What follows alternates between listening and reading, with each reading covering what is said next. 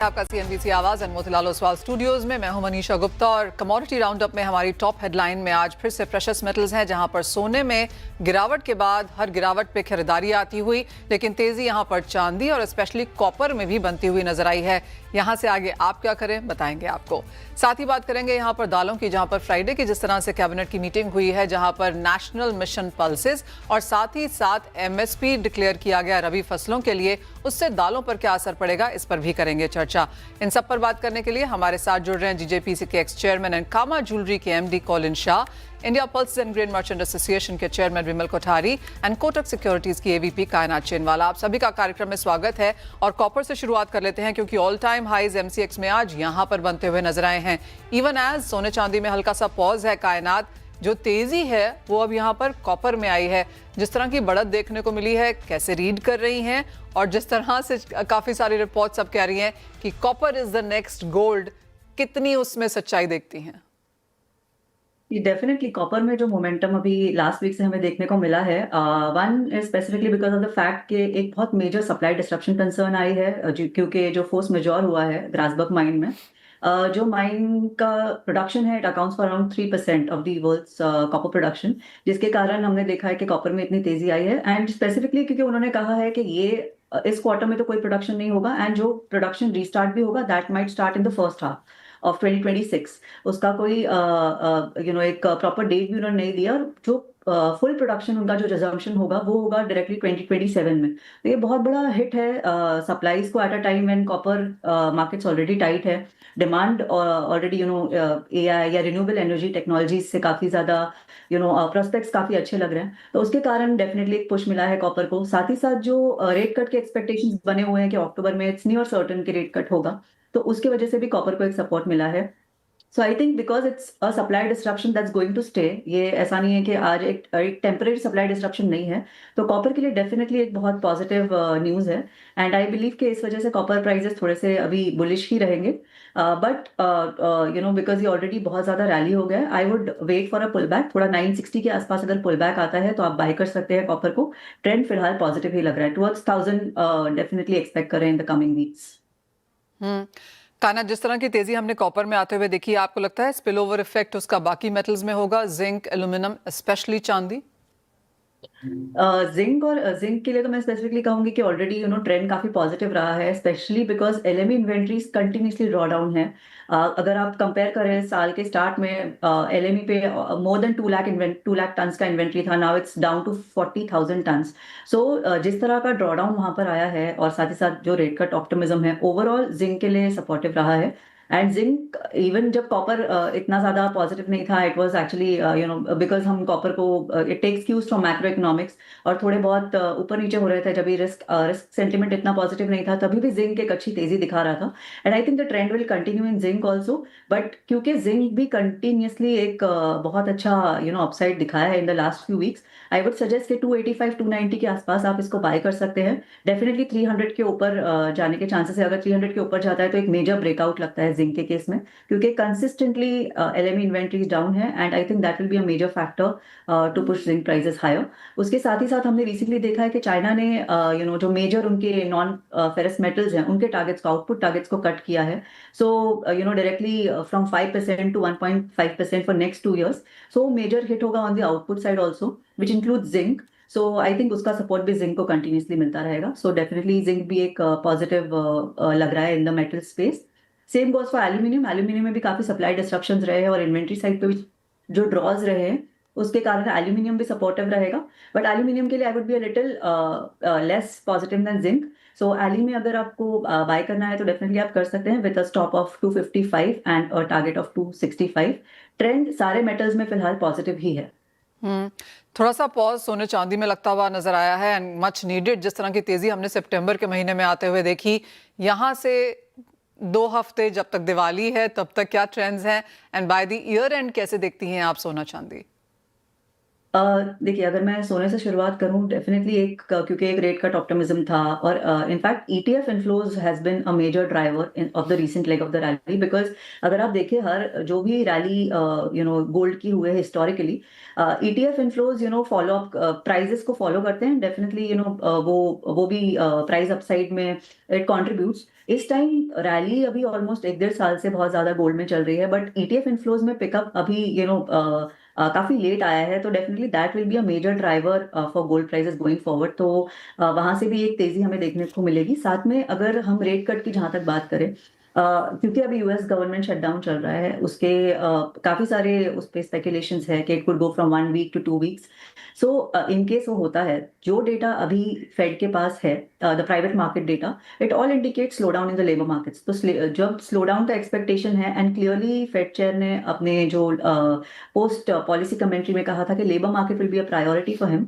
So I believe कि अगर labour market का जो भी डेटा अभी तक आया, जो वीकनेस इंडिकेट हुई है, तो डेफिनेटली ये ऐसा कोई डेटा नहीं है जो उनको उनके ईजिंग पाथ से वेवर करेगा। So they are going to remain on the easing path. So उसके कारण मुझे लगता है कि गोल्ड सिल्वर में एक ट्रेंड तो पॉजिटिव ही है, बट डेफिनेटली एक इतना रैली आने के बाद एक पुल बैक आना, एक I think it's a healthy thing for the markets also, and आपको एक बाइंग अपॉर्चुनिटीज भी मिल सकती है। गोल्ड के केस में अगर मैं कहूँ, तो गोल्ड के लिए अगर on the spot 3790 is a major support, अगर वहां तक आता है तो डेफिनेटली एक बाय करके चलना चाहिए। इनफैक्ट अगर प्रेजेंट लेवल्स पे भी बाय करना चाहते हैं तो बाय कर सकते हैं, एंड 116.5 के स्टॉप लॉस लगा के 118 के तक के लेवल्स आप देख सकते हैं इन द नियर टर्म।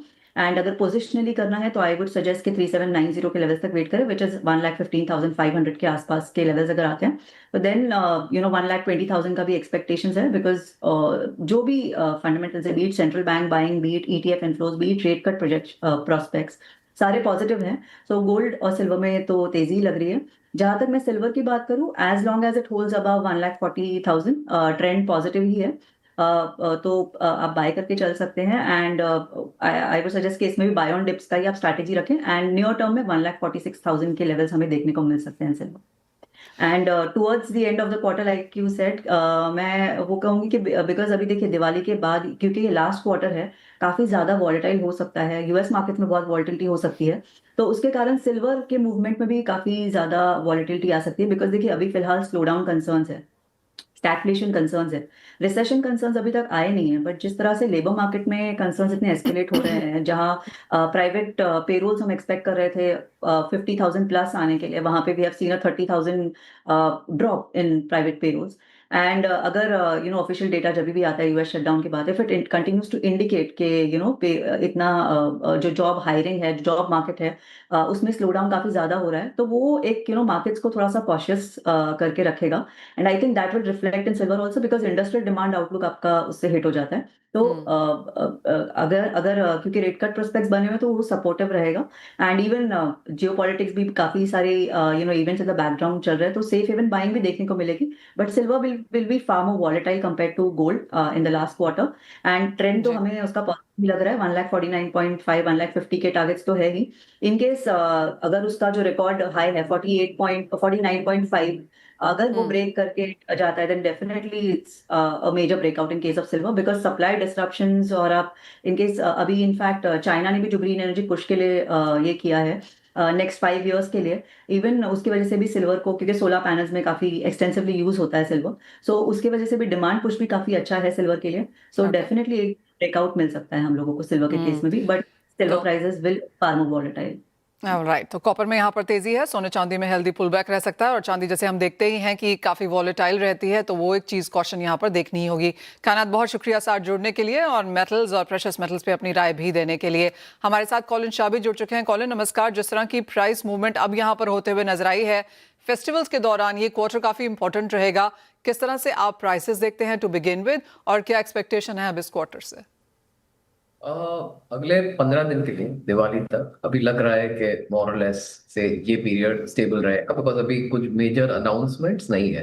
उम्मीद ट्रेड की वैसी है कि अगर दिवाली के पहले थोड़ा $40-50 का अगर करेक्शन आ गया, then it will help the overall demand at Diwali.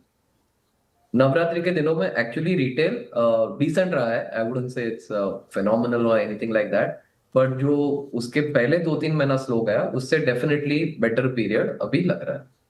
हम्म। और किस तरह की डिमांड यहाँ पर आते हुए नजर आ रही है कॉलिन? क्या लोग क्या एग्जैक्टली यहाँ पर ले रहे हैं?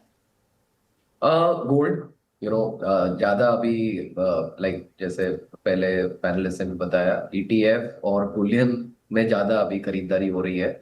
सो आज रिटेल में भी there bullion orders in gold and silver both are actually at all time high. So आज पैन इंडिया आप देखोगे तो बहुत ज्यादा डिमांड रही है लास्ट 15 दिन में बुलियन के लिए। और बुलियन के जितने डीलर भी है तो जो फिजिकल आज कॉइन्स बार ये सब थोड़ा इन्वेंट्री भी लो है। सो पहले Right. बुलियन और फिर प्लेन गोल्ड ज्वेलरी पे अच्छा खासा डिमांड है। एंड एक जो नेचुरल डायमंड की जो इंडस्ट्री है उसके लिए एक जो गुड न्यूज है कि लास्ट 15 दिन specially up to 2 lakhs 0 to 2 lakhs का जो एंट्री लेवल प्राइस पॉइंट है वहां पे बहुत अच्छा रहा। सो वहां पे खरीदारी काफी अच्छी हुई है right from metros to even BC towns. Oh वाह कॉलिन, जिस तरह की बढ़त आपने कहा इंडियन मार्केट्स में आती हुई नजर आई है, क्या वो एक्सपोर्ट्स के डिक्लाइन की भरपाई करते हुए दिख रही है? थोड़ा बहुत, बट आप एक्सपोर्ट के भी नंबर अगर देखोगे तो ज्वेलरी में इतना डिक्लाइन नहीं है। इट्स 4-5%। टैरिफ इम्पैक्ट जरूर है बट सबने कुछ ना कुछ अपना सोल्यूशन ढूंढ के समहाउ डिमांड को केटर कर रहे हैं बिकॉज अमेरिकन मार्केट बहुत स्ट्रॉन्ग है। तो वहां पे जो डिमांड साइड भी लगा था कि टैरिफ के कारण शायद कंज्यूमर थोड़ा स्लो हो जाएगा, कि मार्केट ओवरऑल भी सॉफ्ट रहेगा, वैसा नहीं है अभी। स्टॉक मार्केट वहां भी स्ट्रांग है, कंजम्पशन स्ट्रांग है और यूरोप और जीसीसी एरिया में भी काफी स्ट्रेंथ है in the last couple of months. So overall markets for export are also looking decent और इंडिया भी अच्छा लग रहा है अगले क्वार्टर में। कॉलिन, साथ ही साथ जिस तरह से हमने लैब ग्रोन्स में यहाँ पर एक सपोर्ट बनता हुआ देखा है, आप कहेंगे वो price decline is done now? क्या यहाँ से कुछ सपोर्ट उस सेगमेंट में भी आता हुआ नजर आया है? प्राइस डिक्लाइन देखो बोलना बहुत मुश्किल है बिकॉज वो टेक्निकल प्रोडक्ट है। तो जैसे जैसे सप्लाई बढ़ेगा और डिमांड सेम रेट से अगर नहीं बढ़ा तो प्राइसेस गिरते रहेंगे, because technology is getting better every day. So उसका यील्ड बढ़ रहा है, क्वालिटी इंप्रूव हो रहा है, बट अब वो एक लेवल पे आ गया है जहां से अभी बहुत और गिरने की उम्मीद नहीं है। कॉलिन, जिस तरह की मार्केट्स है as of now of course काफी वॉलेटाइल है, पर जैसे आपने कहा that point is well taken कि बुलियन की demand, plain gold jewellery demand यहाँ पर बेहतर करती हुई नजर आई है, even diamonds for that matter. किस तरह से आपको क्या लगता है एज इंडस्ट्री आप यहाँ से अब अगले 3 से 6 महीने कैसे देखेंगे, क्योंकि फेस्टिवल्स और उसके बाद शादियों का सीजन, क्या अप्रोच क्या स्ट्रैटेजी रहेगी? एक चीज पक्की है, द वर्स्ट इज ओवर। कि जो जो कुछ होना था इंडस्ट्री के लिए, गोल्ड में इतना बुल रन लास्ट 18 महीने में जो देखा, सिल्वर में जो देखा, नेचुरल डायमंड का जो टर्मोइल हुआ, लैब ग्रोन एक तूफान की तरह आया। सो ये जो चारों से हमारे इंडस्ट्री में जो बड़ी इवेंट हुई वो आई थिंक ऐसे हो गई है। अब गोल्ड एवरीवन इज क्लियर कि कोई मेजर करेक्शन नहीं आना है और 3,800 से और वो 4,000 की जर्नी पे ही है। और अगले 1-2-3 साल से क्या है, एक कंज्यूमर को भी मालूम है कि अब ये बढ़ता ही रहेगा, करेक्शन नहीं आएगा। तो अगर उनको खरीदारी करनी है तो कोई भी लेवल जब भी उनके पास पैसे है वो कर सकते हैं, आइदर एसआईपी के ज्वेलरी खरीदी के जो भी व्हाटएवर सो आज गोल्ड और सिल्वर। कॉलिन, जब प्राइसेस बहुत बढ़ते हैं तो लोग बोलते हैं अब ये प्राइसेस फिर से देखने को नहीं मिलेंगे। जिस तरह की तेजी हमने सोने में यहाँ पर आते हुए देखी है, 3,000 शायद देखने को नहीं मिलेगा, 3,500 भी शायद देखने को नहीं मिलेगा। क्या सोच के चलें कंज्यूमर यहाँ पर? नहीं, कंज्यूमर जैसे मैंने बताया वही सोच के चलना चाहिए कि अब करेक्शन नहीं आने वाला है। ओके, गोल्ड सेफ हेवन है, रहा ही है लास्ट 100 साल से। So whenever they have money they can by at every level and long term outlook से देखोगे तो उनको रिटर्न ही मिलेगा, कंसिडरिंग दो चीज के अपना रूपी भी डेप्रिसिएट थोड़ा होता है हर साल और डॉलर टर्म्स में भी वो बढ़ता रहेगा। तो उनको इंडिया में तो अच्छा खासा रिटर्न ही आएगा अगर 3-4-5 साल का आउटलुक भी देखे तो। पॉइंट टेकन कॉलिन, और वो आपकी line I am taking along, जैसे आपने कहा कि worst is over and better days are yet to come. So वो एक चीज है जो jewellery as an industry clearly अपने आप को यहाँ पर देख रही है। एज ऑलवेज बहुत शुक्रिया कॉलिन साथ जुड़ने के लिए, और बहुत ही सैनिटी के साथ वो पूरा का पूरा सेगमेंट, चाहे वो सोना है, मेटल्स है, बुलियन है, डायमंड्स हैं, वो सभी कुछ यहाँ पर एक्सप्लेन भी करने के लिए। वेल, इसी के साथ एक ब्रेक का भी समय है। जब लौटेंगे तो बात यहाँ पर करेंगे एग्रीकल्चर कमोडिटीज की। India pulses and grain merchant association के चेयरमैन बिमल कोठारी होंगे हमारे साथ। दलहन मिशन को मंजूरी दे दी है, इसे कैसे देखती है इंडस्ट्री, इस पर बात करने के लिए हमारे साथ आईपीजीए के चेयरमैन बिमल कोठारी हैं। बिमल जी नमस्कार। परसों काफी बिजी रहा, एक तो हमने रबी के एमएसपी आते हुए देखी और साथ ही साथ यहाँ पर नेशनल मिशन ऑफ पल्सेस भी लॉन्च किया गया। दोनों पर ही आपकी क्या प्रतिक्रिया है? हाँ, धन्यवाद मनीषा जी, आपने मुझे शो पे आमंत्रित किया। देखिए कि जो सरकार ने जो पल्सेस मिशन पे 1000 करोड़ से लगभग 11,500 करोड़ रुपए तक का एक जो इजाफा किया है, एक बहुत अच्छा कदम है। क्योंकि जो पहले जो बजट में जो 1000 करोड़ रुपए जो अनाउंस किए गए थे, वो एक बहुत छोटा सम था। और ये अभी लग रहा है कि सरकार काफी सीरियसली जो आत्मनिर्भरता के जो मुद्दे को है वो सीरियसली देख रही है। लेकिन आपने देखा होगा कि अभी हमारे जो कृषि मंत्री है, उन्होंने कुछ दिन पहले उन्होंने खुद ये एक स्टेटमेंट दिया था कि पल्सेस मिशन खाली अनाउंस करने से नहीं होगा। सरकार को जो पॉलिसी है उसको एक लॉन्ग टर्म पॉलिसी को ध्यान में रखना पड़ेगा कि जो हमारे यहाँ सस्ती दालें इंपोर्ट हो रही है उन पे एक लगाम लगनी चाहिए। और ये बात हम काफी टाइम से आईपीजीए हमेशा सरकार को रिप्रेजेंट कर रहा है और हम बार बार ये कह रहे हैं कि जो सस्ती दालें हैं वो उनके इंपोर्ट पे एक लगाम लगनी चाहिए। उन पे उनके प्राइस को बैलेंसिंग करने के लिए डायनेमिक ड्यूटी स्ट्रक्चर होना चाहिए। तो सरकार को सिर्फ पल्सेज, ये जो पल्सेज मिशन में यील्ड बढ़ाने की बातें हैं, जो सीड की बातें हैं, रिजिलियंट सीड्स हैं, इनकी बातें हैं, ये बहुत अच्छा कदम है, ये करना भी चाहिए ताकि हमारा उत्पादन बढ़ सके। और हमारे यहाँ जो लगभग 20 से 25% उत्पादन की कमी है, अगर सरकार कुछ इस तरह के कदम उठाएंगी तो मैं समझता हूँ कि हम आत्मनिर्भरता की तरफ बढ़ सकते हैं। लेकिन ये एक बहुत बड़ा चैलेंज है क्योंकि हमारा कंजम्पशन भी बढ़ते जा रहा है। एक तरफ हमारा जीडीपी बढ़ रहा है, हम दुनिया की 3rd लार्जेस्ट इकोनॉमी 2 साल में बनने जा रहे हैं। तो हमारे जो इनकम भी है वो बढ़ रही है, इससे हमारा जो कंजम्पशन है वो बढ़ेगा। तो मेरा ऐसा मानना है कि ये सामने एक चैलेंज भी है। तो इसको ध्यान में रखते हुए सरकार को सारे कदम एक साथ उठाने चाहिए। सिर्फ पल्सेज मिशन अनाउंस करने से नहीं होगा, उनको जो सस्ती दालों पे जो इंपोर्ट हो रही है उन पे लगाम लगाना बहुत जरूरी है। खासकर जो येलो पीज है वो काफी सस्ते दाम में आ रही है और इस बार ओरिजिन्स में काफी अच्छी सप्लाई है, काफी अच्छी क्रॉप्स है। जितने भी ओरिजिन्स हैं वहाँ प्रोडक्शन बहुत अच्छा रहा है और मेरा मानना है कि जो हमारे जो एमएसपी है उससे भाव काफी नीचे रहेंगे। सरकार एमएसपी के भाव बढ़ाते जा रही है जबकि हमारे यहाँ भाव एमएसपी से काफी नीचे होते जा रहे हैं। तो इसलिए सरकार को एक एमएसपी नहीं तो अगर एमएसपी बढ़ाते जाएंगे और सस्ता हम इंपोर्ट करते जाएंगे तो एमएसपी का जो रिलेवेंस है खत्म हो जाएगा। तो मेरा मानना है कि सभी मुद्दे पर ध्यान रखना बहुत जरूरी है। एब्सोल्युटली। बिमल जी, एक फाइनल सवाल यहाँ पर, जिस तरह से बुआई के नंबर्स यहाँ पर बनते हुए नजर आए हैं और एमएसपी में 4-4.5% का यहाँ पर इजाफा बनता हुआ दिखा है, आपकी बात एकदम सही है। एमएसपी शायद अपनी रेलेवेंस लगातार खोता जा रहा है क्योंकि काफी सारी कमोडिटीज फिलहाल एमएसपी के नीचे हैं। यहां से जाकर अब आगे आपको प्राइसेस कैसे नजर आते हैं? As of now policy change कोई नहीं है, आपको लगता है कुछ और प्रेशर यहां पर रह सकता है? मनीषा जी, अगर सरकार ने कोई भी पॉलिसी पे डिसीजन नहीं लिया, जो हम बार बार रिकमेंड करते जा रहे हैं, इवन अब तो कृषि मंत्रालय से भी रिकमेंडेशन काफी स्ट्रांगली हो रहा है, तो मैं समझता हूँ कि दाम जो अभी जो भाव है उनसे और काफी नीचे आ जाएंगे। क्योंकि हमारे यहाँ जो ये महीना है ये फेस्टिवल्स के सारे जो हमारे फेस्टिवल्स हैं, जिसको हम नॉर्मली हम समझते हैं कि फेस्टिवल के समय डिमांड अच्छी रहती है, तो सारे फेस्टिवल्स अभी जो है इस अक्टूबर में खत्म हो जाएंगे। और अभी जितने भी ओरिजिन्स हैं वहां से अब शिपमेंट शुरू हो रहे हैं क्योंकि सारे हार्वेस्ट, कनाडा है, रशिया है, ऑस्ट्रेलिया है, ईस्ट अफ्रीका है, सब जगह हार्वेस्ट शुरू हो गई है, हो रही है। तो वहां से अब जो सामने महीने हैं उनमें काफी सारा अराइवल्स है, वो सारे माल। और हिंदुस्तान ही एक सबसे बड़ा मार्केट है जहां उनको कोई भी प्राइस हो उनको एक्सपोर्ट करना ही होगा। उनको उनके माल को खपाने के लिए हिंदुस्तान के मार्केट में आना ही पड़ेगा। तो मेरा मानना है कि अभी जो भाव है उन भावों में काफी, मेरा ऐसा पर्सनली मानना है कि इसमें काफी गिरावट आ सकती है। फॉर एग्जांपल जैसे मैं बताऊं आपको कि मसूर के भाव जो अभी 57-58 रुपए चल रहे हैं, मेरा मानना है कि वो 50 रुपए से भी नीचे आ जाएंगे अगर सरकार ने कोई कदम नहीं उठाया। चने के भाव जो अभी 54 चल रहे हैं हमारे डोमेस्टिक मार्केट में, वो प्राइस घटकर मेरा मानना है कि 47-48 या 45 तक भी आ सकते हैं। जो तुअर है ऑलरेडी काफी नीचे आ चुकी है, तुअर की एमएसपी 80 रुपए है, जबकि अफ्रीकन तुअर अभी 53-54 रुपए में बिक रही है। अगर ऐसा यही सिचुएशन रही तो मैं समझता हूं कि इसमें भी काफी मंदी आ सकती है। अभी जो बारिश हुई है उससे थोड़ा ऐसा अनुमान है कि कुछ डैमेज हुआ है, लेकिन अभी उसका असेसमेंट होने में थोड़ा टाइम लगेगा। लेकिन वो कितना डैमेज हुआ है, उससे कितना फर्क पड़ेगा, ये थोड़े समय में मालूम पड़ेगा।